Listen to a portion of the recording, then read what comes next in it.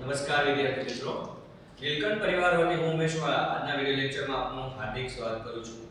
વિદ્યાર્થી મિત્રો, આજે આપણે ધોરણ 9 ના સામાજિક વિજ્ઞાન વિષયનો અભ્યાસ કરવાનો છે, જેમાં પ્રકરણ નંબર 8 કે ભારતના રાજ્ય બંધારણનું ઘડતર અને તેના લક્ષણો. કોઈ પણ દેશ હોય, જો એનું શાસન ચલાવવું હોય તો આપણે જાણીએ છીએ કે બંધારણ છે એ સૌપ્રથમ જરૂરી છે.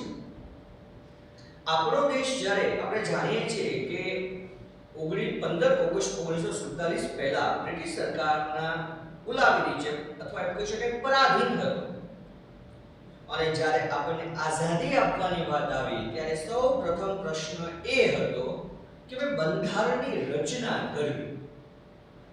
અને બંધારણને બનાવવા માટે ઘણા બધા એમ કહી શકાય તજજ્ઞ મહાન વિદ્વાનોએ એના વિશે ચર્ચા. સૌપ્રથમ આપણે વાત કરીએ ખાસ એમ.એન. રોય, એમણે આ બંધારણના ઘડતર માટેનો વિચાર છે રજૂ કર્યો, માનવેન્દ્રનાથ રોય. તો આપણે આજના લેક્ચરની અંદર ખાસ વિદ્યાર્થી મિત્રો કે ભારતના રાજ્ય બંધારણનું ઘડતર કે બંધારણનું કેવી રીતે રચના કરવામાં આવી, કેવી રીતે એને ઘડવામાં આવી અને તેના લક્ષણો, આ પ્રકરણનો આજે આપણે અભ્યાસ કરવાનો છે. સૌપ્રથમ પહેલા આપણે બંધારણને સમજવું જરૂરી છે કે બંધારણ શું છે, બંધારણ કોને કહીશું. તો એ સમજીએ તો જ આપણે આગળની બાબતો છે એનો ખ્યાલ આવે. તો સૌપ્રથમ આપણે બંધારણની વ્યાખ્યા જોઈએ. બંધારણ કોને બંધારણ કહીશું? તો કોઈ પણ દેશને ચલાવવા માટે, કોઈ પણ દેશના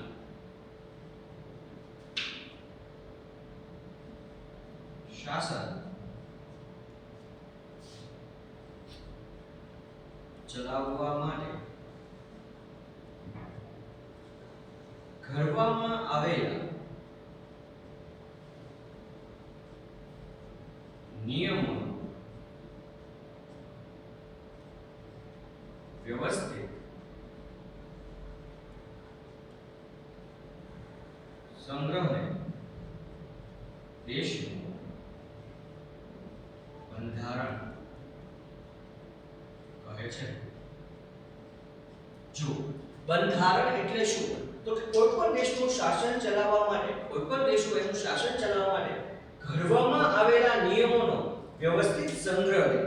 કોઈ પણ દેશને શાસન ચલાવવા માટે ચોક્કસ પ્રકારના નીતિ નિયમોની જરૂર હોય છે, અને એ નીતિ નિયમોને ચોક્કસ પ્રમાણે એમ કહી શકાય કે એક વ્યવસ્થિત સંગ્રહ કરવામાં આવે, એમ કહી શકાય કે એને આપણે કહી શકીએ લખાણ લખવામાં આવે, એને યાદી રાખવામાં આવે. તેને એ દેશનું શું કહેવાય છે? બંધારણ. બંધારણ વગર કંઈ ચાલે જ નહીં વિદ્યાર્થી મિત્રો. જો આપણે સામાન્ય એક ઉદાહરણ લઈએ કે ભાઈ શાળા ચલાવવાની હોય ને, તો શાળા બનાવતા પહેલા આપણે બંધારણ બનાવવું પડે કે ભાઈ શાળા છે એમાં કયા ધોરણ રાખવા, એનો સમય શું રાખવો, કયો ક્લાસ કયા ધોરણને ફાળવવો, ટાઈમ ટેબલ ગોઠવવું પડે. આ બધું બંધારણ છે ભાઈ, નિયમો. વિદ્યાર્થીઓનો ગણવેશ કયો રાખવો, પીરિયડ કેટલા મિનિટનો રાખવો, કયો વિષય ક્યારે આવવો જોઈએ ક્યારે ન આવવો જોઈએ, વિશેષ ક્યારે પડવું જોઈએ. સમજે છે કે નહીં? આ નિયમો છે. એવી જ રીતે દેશને ચલાવવા માટે પણ મહત્વના નિયમોનો વ્યવસ્થિતપણે જે સંગ્રહ થાય તેને શું કહેવાય છે? દેશનું બંધારણ કહે છે. આગળ જોઈએ વિદ્યાર્થી મિત્રો, બંધારણ એટલે શું સમજી ગયા? પણ આ બંધારણનું મહત્વ શું છે? બંધારણનું મહત્વ શા માટે મહત્વનું છે? તમને પ્રશ્ન પૂછે કે બંધારણનું મહત્વ જણાવો, તો તમારે બંધારણનું મહત્વ કહેવાનું શું કહેશો? સાહેબ તમે શીખવાડ્યા પછી કહેશો ને, તમે કયો નહીં ત્યાં સુધી અમને થોડી ખબર હોય. સ્વાભાવિક છે, કારણ કે બંધારણ દેશનું પાયાનું અને મહત્વનું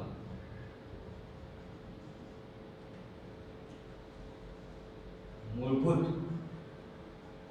દસ્તાવેજ છે. દસ્તાવેજ છે કે ભાઈ દેશનું બંધારણ છે દેશનો પાયાનું, કારણ કે બંધારણના આધારે દેશ ચાલે છે. જો કોઈ પણ દેશને શાસન ચલાવવા માટે શેના આધારે ચાલે છે? તો બંધારણના આધારે. દેશને ચલાવવા માટે પાયાનું છે, પાયાનું એટલે શરૂઆત ત્યાંથી જ થાય છે, પાયાનું છે અને મહત્વનું મૂળભૂત એના ઉપર તો આખો દેશ ચાલે છે એટલે એ જ મૂળ છે. બંધારણના આધારે તો દેશ ચાલે છે એટલે એ જ મૂળ છે. દસ્તાવેજ, દસ્તાવેજ એટલે અગત્યનો કાગળ, અગત્યનો લખાણ. દસ્તાવેજ એટલે શું? આપણા મકાનના દસ્તાવેજ હોય, જમીનના દસ્તાવેજ હોય, તમને ખબર હશે, જે આપણી માલિકી દર્શાવે. એમ દેશનું આ મહત્વનું એક બંધારણ છે, એ દેશનું મૂળભૂત દસ્તાવેજ પણ છે. સમજે? આગળ જોઈએ વિદ્યાર્થી મિત્રો.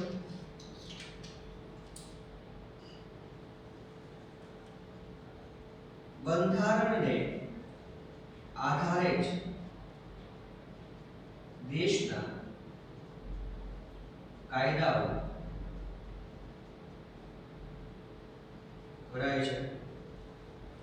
દેશમાં જે કોઈ કાયદો ઘડવામાં આવે એ કાયદો બંધારણને આધારે જ ઘડવામાં આવે છે. બંધારણમાં જે નિયમો હોય એને ધ્યાનમાં રાખીને જ ઘડવામાં આવે છે. એટલે આપણે એક બીજો મુદ્દો પર સાથે સમજી લઈએ કે દેશના કાયદા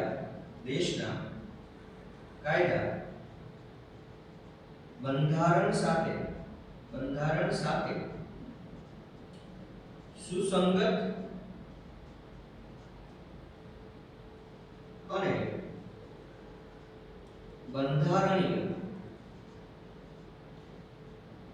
જોગવાઈને આધીન હોવા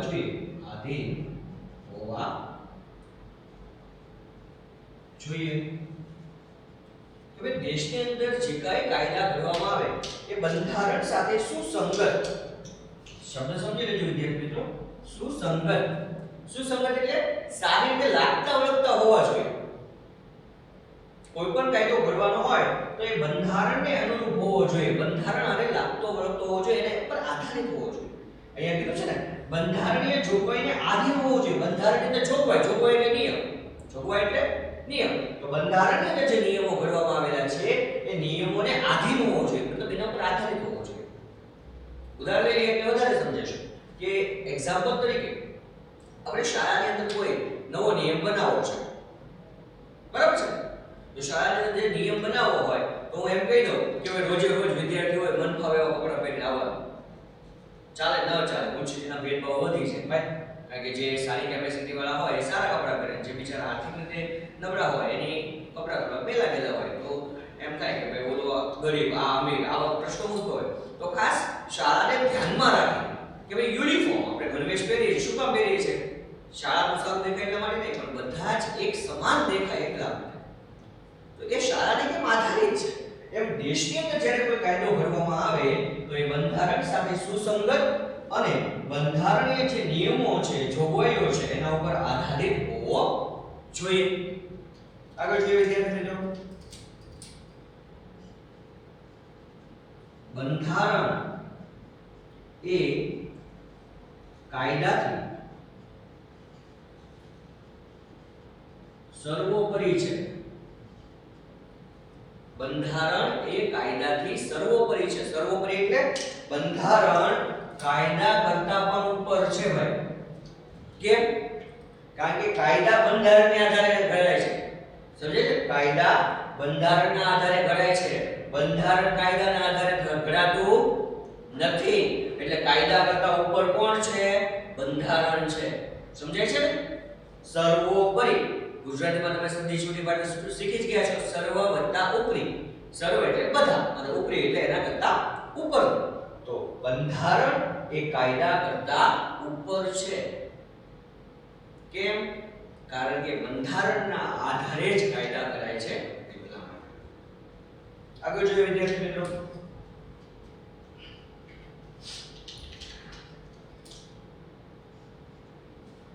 બંધારણમાં ખાસ વાત કરીએ તો દેશની અંદર લોકોની જરૂરિયાતો છે, એ અપેક્ષાઓ છે, આકાંક્ષાઓ છે, ઈચ્છાઓ કે એમ કહી શકાય કે એની ઉચ્ચ ભાવનાઓ છે એનો પડઘો પડે છે.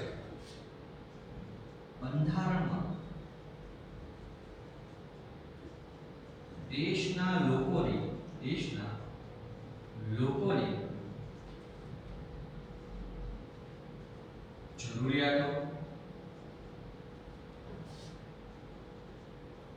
અપેક્ષાઓ,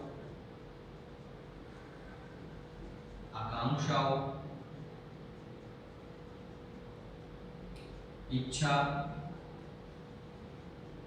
તથા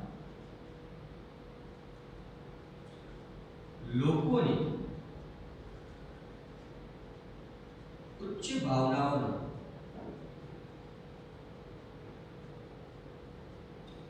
પડઘો પડે છે. સમજી લો વિદ્યાર્થી મિત્રો કે જે બંધારણ છે એ બંધારણ કોના માટે ઘડવામાં આવ્યું છે તો કે દેશ માટે. દેશ કોના દ્વારા ચાલે છે કે લોકો દ્વારા. તો બંધારણની અંદર જે કાંઈ નિયમો ઘડવામાં આવ્યા છે એ નિયમો કોના માટે ઘડવામાં આવ્યા છે તો કે દેશની પ્રજા માટે, લોકો માટે. તો ખાસ બંધારણની અંદર આપણે વાત કરીએ તો બંધારણની અંદર જે નિયમો ઘડવામાં આવ્યા છે એ નિયમોની અંદર આપણે વાત કરીએ તો ખાસ લોકોની જરૂરિયાતોને ધ્યાનમાં રાખવામાં આવી છે, અપેક્ષાઓને ધ્યાનમાં રાખવામાં આવી છે, આકાંક્ષાઓને ધ્યાનમાં રાખવામાં આવી છે, ઈચ્છાઓને ધ્યાનમાં રાખવામાં આવી છે અને લોકોની જે ઉચ્ચ ભાવનાઓ છે, લોકોની જે એક સરકાર પાસે, દેશ પાસે જે એક વિકાસની તક માટેની જે ભાવનાઓ છે, આ દરેક વસ્તુ આપણા બંધારણની અંદર જોવા મળે છે. મતલબ એની અંદર એ આપણને દ્રષ્ટિપાત થાય છે, આપણે એની અંદર જોઈ શકીએ છીએ. તેથી જ બંધારણ જીવંત અને મૂળભૂત દસ્તાવેજ છે. મૂળભૂત દસ્તાવેજ છે. હવે વિદ્યાર્થી મિત્રો અહીંયા બે પ્રશ્ન થઈ ગયા. તમને એક કારણ પૂછાય કે બંધારણ જીવંત અને મૂળભૂત દસ્તાવેજ છે, સમજાવો અથવા કારણ આપો. તો તમને આજે અત્યારે આપણે બંધારણનું મહત્વ સમજાવ્યું જ આવશે કે બંધારણ છે એ પાયાનો અને મહત્વનો મૂળભૂત દસ્તાવેજ છે. તેના આધારે દેશના કાયદાઓ ઘડાય છે. કાયદાઓ બંધારણની સાથે સુસંગત અથવા બંધારણની જોગવાઈને આધીન હોવા જોઈએ. કાયદાઓ છે એ બંધારણીય કાયદા કરતાં સર્વોપરી છે અને તેની અંદર દેશના લોકોની જરૂરિયાતો, આકાંક્ષાઓ, અપેક્ષાઓ, ઈચ્છાઓ અને ઉચ્ચ ભાવનાઓ છે એનો પડઘો એટલે એની જે ભાવનાઓ છે એ વ્યક્ત થયેલી જોવા મળે છે. તેથી જ બંધારણ જીવંત અને મૂળભૂત દસ્તાવેજ છે. જીવંત એટલા માટે કીધું, લાઈવ કેમ કીધું? કારણ કે બંધારણ છે એને સમયાંતર, એમાં શું છે, લોકોની જરૂરિયાતો એવી હોય કે વારંવાર બદલાયા કરે. આજે તમારી જરૂરિયાત કંઈક બીજી છે, કાલે પછી બીજી કંઈક હશે, પરમ દિવસે એના કરતાં કંઈક જુદી હશે.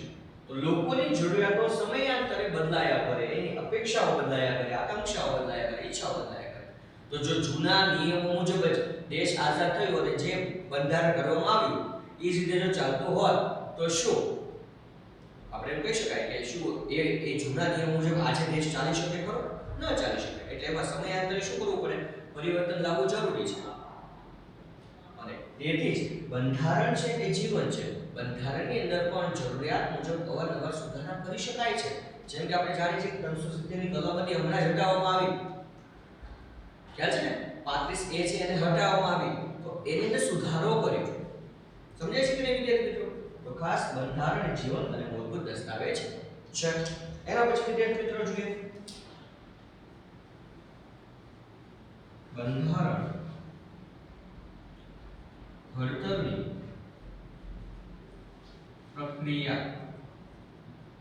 કે બંધારણ છે એને કેવી રીતે ઘડવામાં આવ્યું, એની પ્રક્રિયા કેવી રીતે થઈ, બંધારણને કેવી રીતે રચવામાં આવ્યું એના વિશે આપણે જોઈએ. તો ખાસ બંધારણ છે એ આપણી આઝાદી પહેલા છે. બંધારણ ઘડવા માટેની જે વિચારો છે એ શરૂ થઈ ગયા. તમને પહેલા જ કીધું કે બંધારણ ઘડવા માટે માનવેન્દ્રનાથ રોય છે, એમણે વિચાર રજૂ કર્યો. ઉપરાંત જવાહરલાલ નહેરુ છે, એમણે પણ ગાંધીજીએ પણ અગાઉ બંધારણ ઘડતર માટેની વાત કરી હતી. તો ખાસ વાત કરીએ વિદ્યાર્થી મિત્રો તો બંધારણ ઘડતરની પ્રક્રિયા. તો આઝાદી પહેલા બ્રિટિશ સરકાર દ્વારા આપણે એ સમજી લઈએ.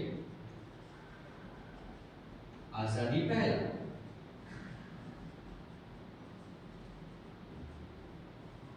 બ્રિટિશ સરકાર દ્વારા 25મી માર્ચ 1946 ના રોજ 1946 ના રોજ 3 સભ્યોની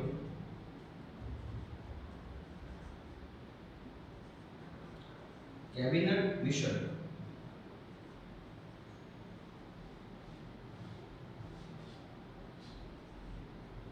મિશનને ભારતની આઝાદીનો ઉકેલ શોધવાનું કાર્ય સોંપવામાં આવ્યું કે આઝાદી પહેલા જ આપણે જાણીએ છીએ કે એ સમયના જે વડાપ્રધાન જે એટલી હતા તેમણે સૌપ્રથમવાર ભારતને આઝાદી આપવાની જાહેરાત કરી અને એ જાહેરાતને આધારે જ બ્રિટિશ સરકાર દ્વારા 25મી માર્ચ 1946 ના રોજ ક્યારે 25મી માર્ચ 1946 ના રોજ 3 સભ્યોની બનેલી જે કેબિનેટ મિશન હતું એને ભારત મોકલવામાં આવ્યું. શા માટે ભારત મોકલ્યું હતું? તો કે ભારતને કેવા પ્રકારની આઝાદી આપવી, કારણ કે આપણે જાણીએ છીએ કે આઝાદી વખતે આપણી સામે ઘણા બધા પ્રશ્નો હતા. એક બાજુ અલગ પાકિસ્તાનની માંગણી હતી, એ માંગણી સ્વીકારવી કે ન સ્વીકારવી, અખંડ ભારત આપવું કે ભારતના બે ભાગ કરીને આઝાદી આપવી, આવા જે પ્રશ્નો હતા એનો ઉકેલ શોધવાનું કાર્ય છે એ કેબિનેટ મિશનને સોંપવામાં આવ્યું.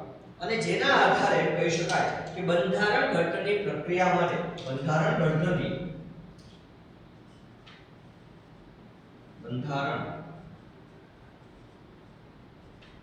ઘડતરની પ્રક્રિયા માટે બંધારણ સભાની રચના કરવામાં આવી. ખાસ આ બાબતને ધ્યાનમાં રાખીને જ બંધારણ ઘડવા માટે ખાસ જે કેબિનેટ મિશન દ્વારા બંધારણ સભાની રચના કરવામાં આવી. વાત કરીએ વિદ્યાર્થી મિત્રો કે બંધારણ ઘડવા માટેની સભા રચાય, પણ બંધારણ ઘડવાનું કામ ક્યારે શરૂ થયું તો તેની વાત કરીએ વિદ્યાર્થી મિત્રો તો ખાસ બંધારણ ઘડતરની કામગીરી 9મી ડિસેમ્બર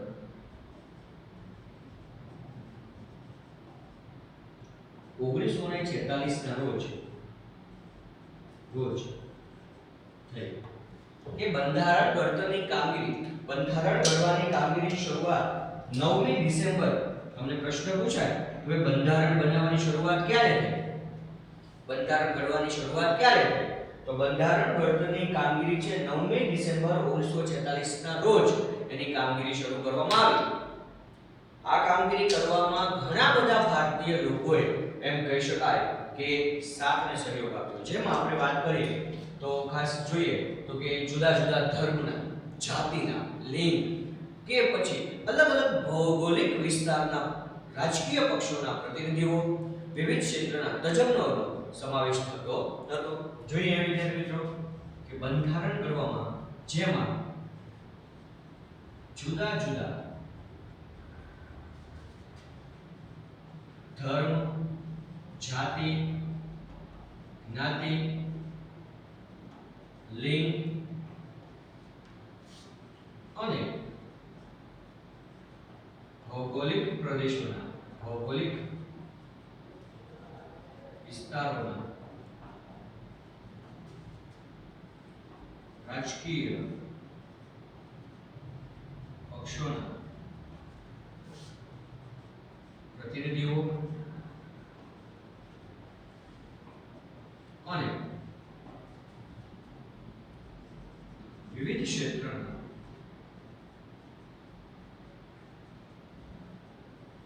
તજજ્ઞો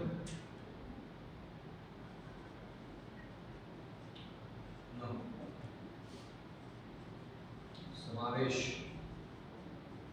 થતો હતો. કે ખાસ જે બંધારણ ઘડતરની જે પ્રક્રિયા શરૂ થઈ એ બંધારણ ઘડવું કોઈ એક બે વ્યક્તિના હાથની વાત નથી વિદ્યાર્થી મિત્રો. તો એમાં અલગ અલગ ધર્મના, ભારતના અલગ અલગ ધર્મના, જાતિના, લિંગ, જ્ઞાતિ કે અલગ અલગ ભૌગોલિક પ્રદેશોના વિસ્તારોના રાજકીય પક્ષો હોય. રાજકીય પક્ષો એટલે આપણે અત્યારે કે ભાજપ ને કોંગ્રેસ છે, આપ છે, એવા અલગ અલગ રાજકીય પક્ષોના પ્રતિનિધિઓએ હાજરી આપી અને સાથે સાથે અલગ અલગ વિષયો હોય જે નેતાઓ હોય બધા વિષયો વિશે જાણકારી ન હોય તો અલગ અલગ વિષયના ક્ષેત્રોના તજજ્ઞ એટલે જાણકાર લોકો છે એનો એની અંદર સમાવેશ કરવામાં આવ્યો હતો. આ સિવાય પણ કેટલાક મહત્વના બીજા હતા. તદનુસાર જવાહરલાલ નહેરુ,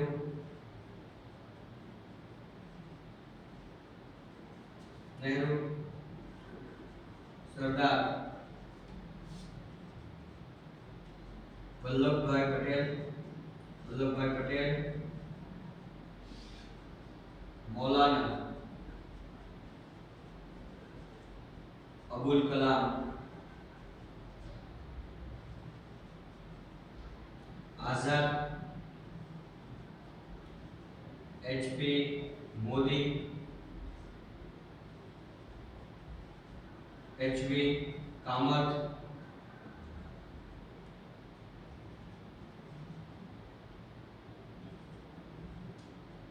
કનૈયાલાલ મુનશી,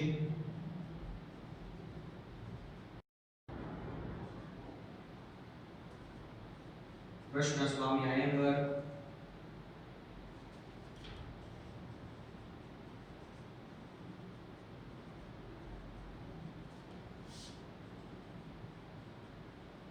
બલદેવસિંહ તથા મહિલા પ્રતિનિધિ તરીકે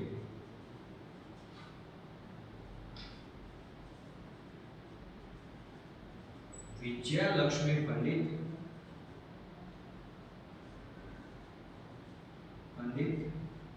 અને સરોજિની નાયડુ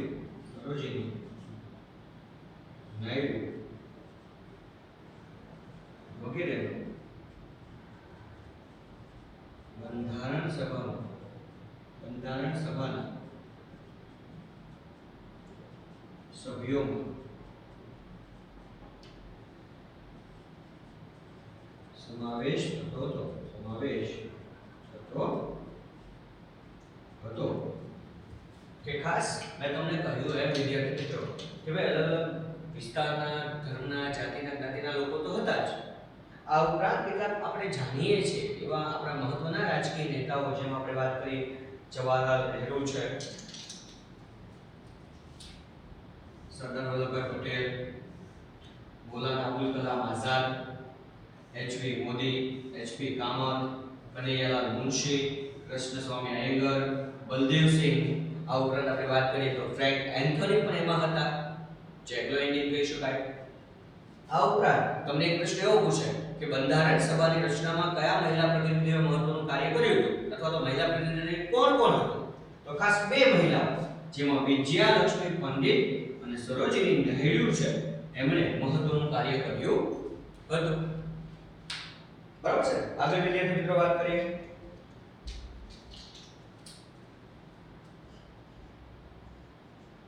બંધારણ સભાના અધ્યક્ષ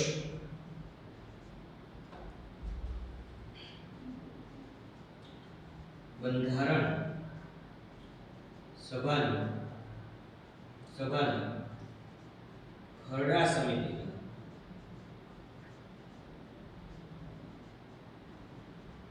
અધ્યક્ષ. અહીંયા આપણે બે મુદ્દાઓ લખ્યા છે, એક બંધારણ સભાના અધ્યક્ષ અને બીજું છે બંધારણ સભાના ખરડા સમિતિના અધ્યક્ષ. તો આપણે આ બે પ્રશ્નો તો ખાસ યાદ રાખવાના છે વિદ્યાર્થી મિત્રો કે એ સમયે જે બંધારણ સભા છે એના અધ્યક્ષ કોણ હતા. તો ખાસ વિદ્યાર્થી મિત્રો યાદ રાખજો, બંધારણ સભાના અધ્યક્ષ હતા ડોક્ટર રાજેન્દ્ર પ્રસાદ. કોણ હતા? રાજેન્દ્ર પ્રસાદ. કોણ હતું? ડોક્ટર રાજેન્દ્ર પ્રસાદ. જે બંધારણ સભાના શું હતા? અધ્યક્ષ હતા. તમને એમ પ્રશ્ન પૂછવામાં આવે કે ભાઈ બંધારણ સભાના અધ્યક્ષ કોણ હતા, તો કોણ હતું? ડોક્ટર રાજેન્દ્ર પ્રસાદ. પરંતુ જો એવો પ્રશ્ન પૂછાય કે બંધારણ સભાના ખરડા સમિતિના, હવે આ ખરડા માટે ત્રણ શબ્દ બીજા પણ છે. કયા બીજા ત્રણ છે? તો કે મુસદ્દો સમિતિ, મુસદ્દા, ઇંગ્લિશમાં ડ્રાફ્ટ કમિટી પણ કહેવાય છે, ડ્રાફ્ટ કમિટી. કે ખાસ બંધારણ સભાના ખરડા સમિતિના અથવા એમ પૂછે કે ભાઈ મુસદ્દા સમિતિના અથવા એમ પૂછે કે ડ્રાફ્ટ કમિટીના, સમિતિનું ઇંગ્લિશ કમિટી, સમજે છે? તો ખાસ બંધારણ સભાના ખરડા સમિતિના અધ્યક્ષ કોણ હતા? ડોક્ટર ભીમરાવ આંબેડકર. ડોક્ટર ભીમરાવ આંબેડકર. આ બે પ્રશ્ન ઘણી વખત પરીક્ષાઓમાં પૂછાય છે અને આવડે એવા છે.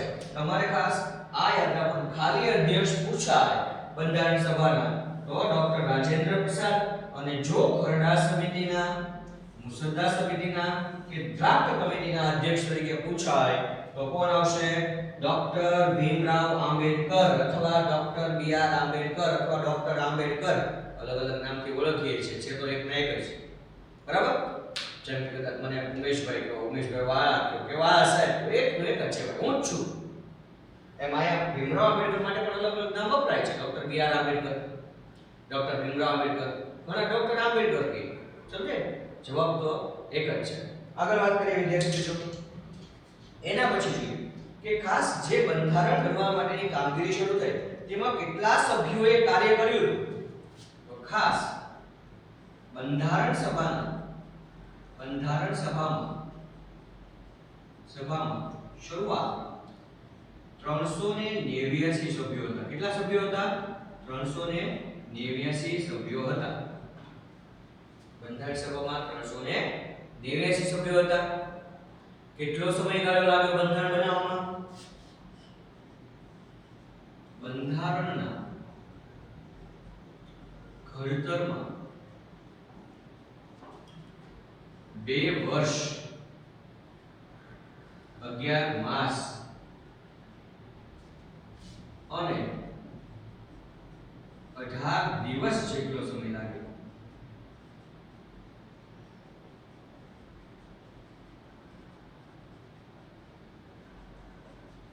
જો બંધારણ સભાની અંદર બંધારણ ઘડતર માટે 389 સભ્યો હતા. આ 389 સભ્યો દ્વારા એમ કહી શકાય કે 2 વર્ષ 11 મહિના અને 18 દિવસ સુધી આ બંધારણ ઘડતરની પ્રક્રિયા શરૂ રહી. આ જે 2 વર્ષ 11 માસ અને 18 દિવસની અંદર કુલ 2 વર્ષ 11 માસ અને 18 દિવસમાં કુલ 166 વાર બેઠકો મળી. કેટલી વાર? 166 બેઠકો મળી.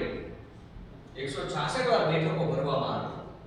ત્યારબાદ અલગ અલગ દેશોના બંધારણનો અભ્યાસ કરીને તેમાંથી મહત્વના લક્ષણોને લઈને તેના ઉપર ચર્ચા વિચારણા કરીને આપણા બંધારણને આખરી સ્વરૂપ આપવામાં આવ્યું.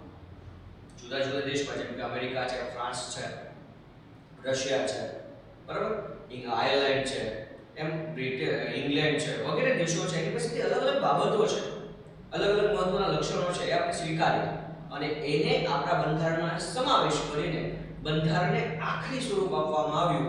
અને એ બંધારણના આખરી સ્વરૂપ મુજબ 295 અનુચ્છેદ ઇંગ્લિશમાં આર્ટિકલ કે આર્ટિકલ્સ અને 8 પરિશિષ્ટને ઇંગ્લિશમાં શેડ્યુલ્સ કહેવાય.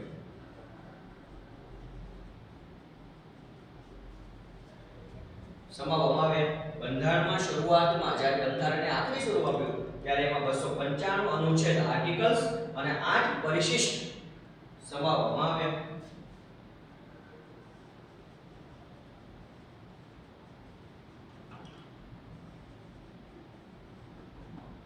પરંતુ ત્યારબાદ સુધારા કરી 395 અનુચ્છેદ અને 9 પરિશિષ્ટ નક્કી થયા બાદ બંધારણને આખરી સ્વરૂપ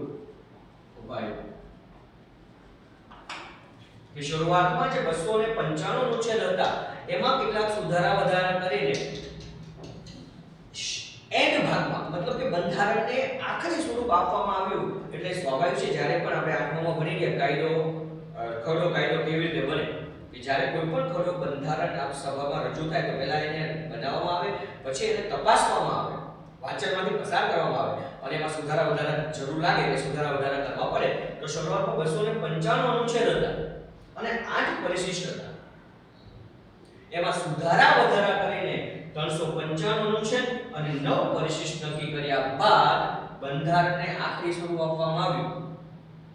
હાલમાં વાત કરું ને તો હાલમાં 395 ને 470 અનુચ્છેદ અને 12 પરિશિષ્ટ છે.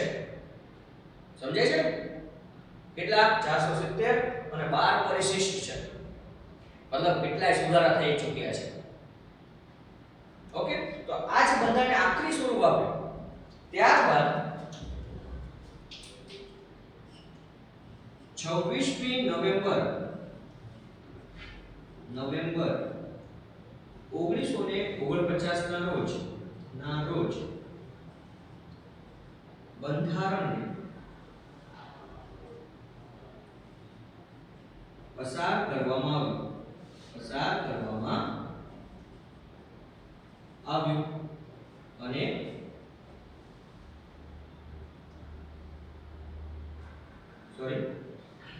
કે 26મી નવેમ્બર 1949 ના રોજ બંધારણને કહી શકાય કે પસાર કરવામાં આવ્યું. જો પસાર શબ્દ છે, મેં અહીંયા તમને એક શબ્દ વાપર્યો છે, યાદ રાખજો. બંધારણને પસાર કરવામાં આવ્યું, ફાઇનલ કરવામાં આવ્યું કે ઓકે બંધારણ તૈયાર થઈ ગયું, બંધારણનું આખરી સ્વરૂપ પૂરું થઈ ગયું તપાસણી થયા બાદ. તમને એક પ્રશ્ન એવો પૂછાય કે બંધારણને ક્યારે પસાર કરવામાં આવ્યું? જો એવું પૂછે તો યાદ રાખજો, ખાસ યાદ રાખજો, બંધારણને પસાર પૂછવામાં આવે છે. તો બંધારણને ક્યારે પસાર કરવામાં આવ્યું? તો 26 નવેમ્બર 1949 ના રોજ બંધારણને પસાર કરવામાં આવ્યું. પરંતુ જો એવો પ્રશ્ન પૂછાય કે બંધારણને ક્યારે અમલમાં મૂકવામાં આવ્યું તો 26મી નવેમ્બર સોરી વિદ્યાર્થી મિત્રો 26મી જાન્યુઆરી 1950 ના રોજ બંધારણને અમલમાં મૂકવામાં આવ્યું. ખાસ યાદ રાખજો વિદ્યાર્થી મિત્રો, મેં તમને અહીંયા બે પ્રશ્નો કીધા, બંને સમાન જેવા લાગે છે પણ ફરક એટલો છે કે અહીંયા બંધારણને પસાર છે અને અહીંયા બંધારણનો અમલ છે. જો તમને એક પ્રશ્ન પૂછે કે બંધારણનો અમલ ક્યારે થયો તો બંધારણનો અમલ ક્યારે થયો? 26મી જાન્યુઆરી 1950. અને આ દિવસે બધી જ સત્તા પ્રજાના હાથમાં આપવામાં આવી. કોના હાથમાં આપવામાં આવી? પ્રજાના હાથમાં. તેથી જ ભારતને પ્રજાસત્તાક રાષ્ટ્ર ઘોષિત કરવામાં આવ્યું.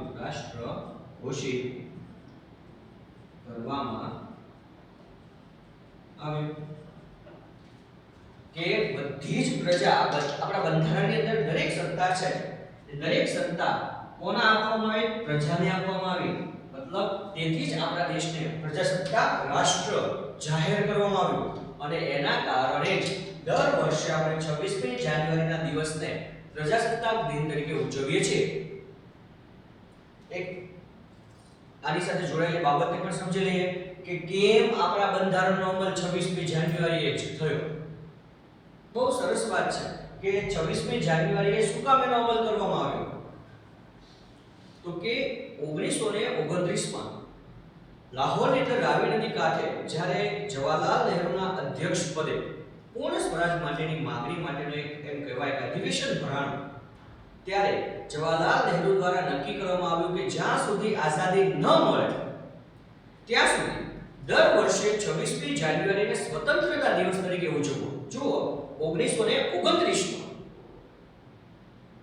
સમજાય છે ને? અને ડિસેમ્બર મહિનો હતો એટલે ડિસેમ્બર મહિના પછી એમણે નક્કી કર્યું કે દર વર્ષે 26મી જ્યાં સુધી આઝાદી ન મળે ત્યાં સુધી દર વર્ષે 26મી જાન્યુઆરીના દિવસને સ્વતંત્ર દિવસ તરીકે ઉજવો, પણ આઝાદી કઈ તારીખે મળી? 15મી ઓગસ્ટે. તો હવે આઝાદી દિવસ કયો હતો, સ્વતંત્ર દિવસ કયો હતો? કે 15મી ઓગસ્ટ. તો 26મી જાન્યુઆરીનું મહત્વ વયું છે ને, કારણ કે 1929 થી 1947 સુધી દર વર્ષે 26મી જાન્યુઆરીએ સ્વતંત્ર દિવસ ઉજવવામાં આવતો હતો.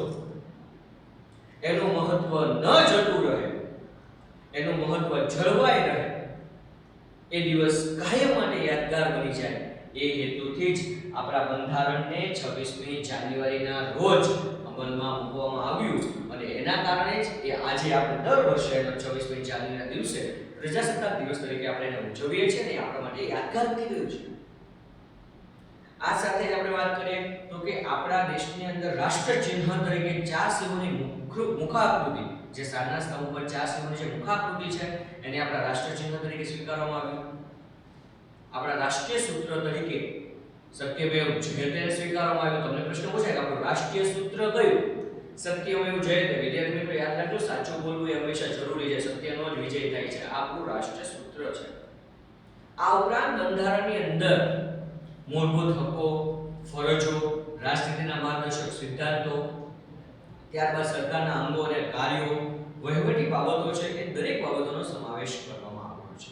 અને આના કારણે જ વિદ્યાર્થી મિત્રો યાદ રાખજો કે ભારતનું બંધારણ વિશ્વમાં સૌથી મોટું, વિસ્તૃત અને વિશદ લેખિત બંધારણ છે. તમને એવો પ્રશ્ન પૂછે વિશ્વમાં સૌથી મોટું લેખિત બંધારણ કયા દેશનું છે? તો કોનું છે? આપણું છે, ભારત. બહુ મોસ્ટ આઈએમપી પ્રશ્ન છે, વિશ્વમાં સૌથી મોટું લેખિત બંધારણ કોનું છે? તો કોનું? ભારતનું. આજના વિડિયો લેક્ચરની અંદર આપણે વિદ્યાર્થી મિત્રો ખાસ કે બંધારણ સભાનું મહત્વ અને એના ઘડતરની પ્રક્રિયા વિશે ભણીએ. પણ બંધારણની શરૂઆત આમુખથી થાય છે. આમુખ શું છે? એની પ્રસ્તાવના છે. તો આગળના વિડિયો લેક્ચરની અંદર વિદ્યાર્થી મિત્રો ખાસ આપણે આમુખ વિશે અને આમુખનું મહત્વ અને આમુખના આધાર સ્તંભો છે એની ખાસ ચર્ચા કરીશું. બરાબર છે? તો ખાસ આજનો વિડિયો લેક્ચર જોયા પછી એકવાર ફરીવાર કે વિડિયો લેક્ચર જોયા બાદ પાઠને એકવાર વાંચી જવો અને ન સમજાય તો જરૂર પ્રશ્ન કરવો, કમેન્ટ બોક્સની અંદર પ્રશ્ન મૂકવો અથવા પર્સનલી જો મળો તો પર્સનલી પૂછો. બરાબર છે? પણ વિડિયોને બરાબર સમજીને પછી જ આગળ વધવું. ધન્યવાદ.